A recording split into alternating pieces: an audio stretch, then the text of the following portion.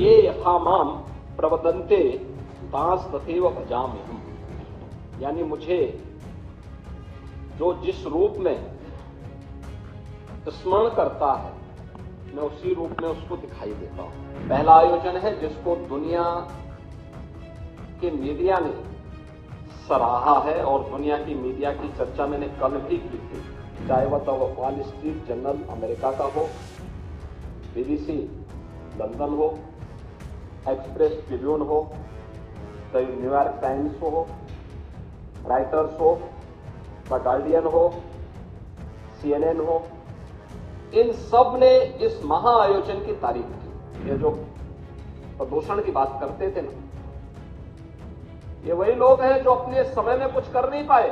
भगवान श्री कृष्ण ने भी श्रीमद् भगवत गीता में इस बात का उल्लेख किया,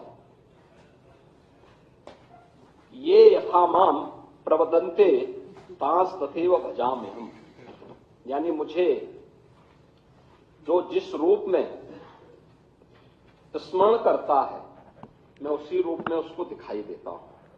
और मुझे लगता है कि जिसकी जैसी दृष्टि थी उसको वैसे ही सृष्टि प्रयागराज में देखने को मिली। पहला आयोजन है जिसको दुनिया के मीडिया ने सराहा है और दुनिया की मीडिया की चर्चा मैंने कल भी की थी। मैं उसको बहुत लंबा नहीं खींचना चाहूंगा, लेकिन फिर भी चाहे वह वॉल स्ट्रीट जर्नल अमेरिका का हो, BBC लंदन हो, एक्सप्रेस ट्रिब्यून हो, द न्यूयॉर्क टाइम्स हो, राइटर्स हो, द गार्डियन हो, CNN हो, इन सब ने इस महाआयोजन की तारीफ की, इस महाआयोजन की तारीफ की। और यूनेस्को के निदेशक टिम कर्टिस ने भी महाकुंभ के बारे में कहा कि 2019 के कुंभ को यूनेस्को ने मानवता की अमूर्त सांस्कृतिक धरोहर के रूप में मान्यता दी।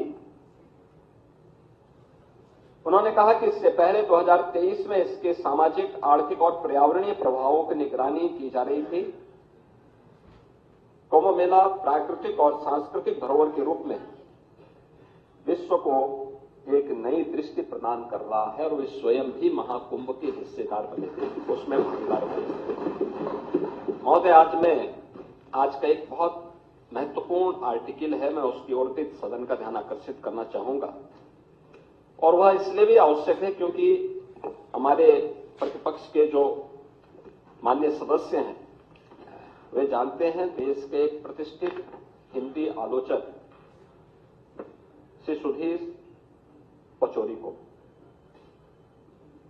ये हमारे संघ विचारधारा के नहीं है, भारतीय जनता पार्टी से भी उनका कोई संबंध नहीं है। वे हमारी विचारधारा या अन्य इस प्रकार के मुद्दों की अक्सर आलोचना और आलोचनात्मक कार्यों के लिए वो जाने जाते हैं। महाकुंभ के बारे में उन्होंने लिखा कि समाज अपने अनुभवों में जीता है। उन्होंने बहुत सारी चीजें इसमें लिखी हैं। उन्होंने लिखा है कि 45 दिन लंबे अनुभव में हर रोज 1 से 1.5 करोड़ की संख्या में आती संगम में सहज अनुशासित भाव से आस्था की डुबकी लगाती है और उतनी शांति से वापस जाती भीड़ ने अपने सद्व्यवहार से दुनिया के मीडिया को आकर्षित और अभिभूत किया। लेकिन ये भारतीय सनातन धर्म के अनुशासन को और उसकी आस्था को अभिव्यक्त किए जा रहे हैं विचार। उन्होंने ये भी लिखा है कि ऐसी उदारता, सहजता, सहनशीलता, विनम्रता और शालीनता गहरा आदर भाव पैदा करती है। यानी भारत के प्रति और सनातन धर्म के प्रति हर व्यक्ति के मन में यह जो भाव है, आपने देखा होगा 66 करोड़ 30 लाख से अधिक श्रद्धालु आते हैं और इन 45 दिनों में प्रयागराज हो, उत्तर प्रदेश हो, कहीं भी कोई लूट की घटना नहीं,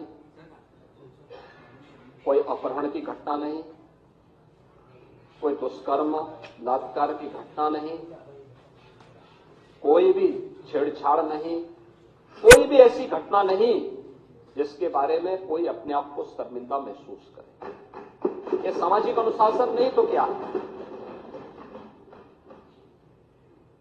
एकात्मता का इससे अच्छा उदाहरण। जाति के भेद, सारी सीमाएं टूट गई। कोई जाति का भेद नहीं, कोई पंथ का भेद नहीं, कोई संप्रदाय का भेद नहीं, कोई क्षेत्र का भेद नहीं।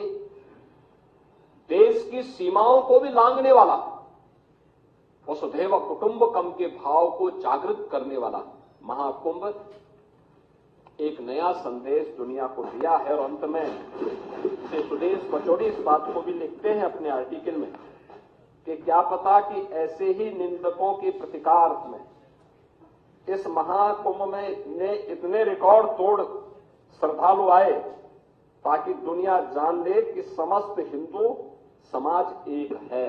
अगर आप ये वीडियो YouTube पर देख रहे हैं तो हमारे चैनल को सब्सक्राइब कर बेल आइकन दबाएं और Facebook पर देख रहे हैं तो हमारे पेज को लाइक करें। 8 मिलियन प्लस सब्सक्राइबर, आपके इस भरोसे के लिए बहुत धन्यवाद।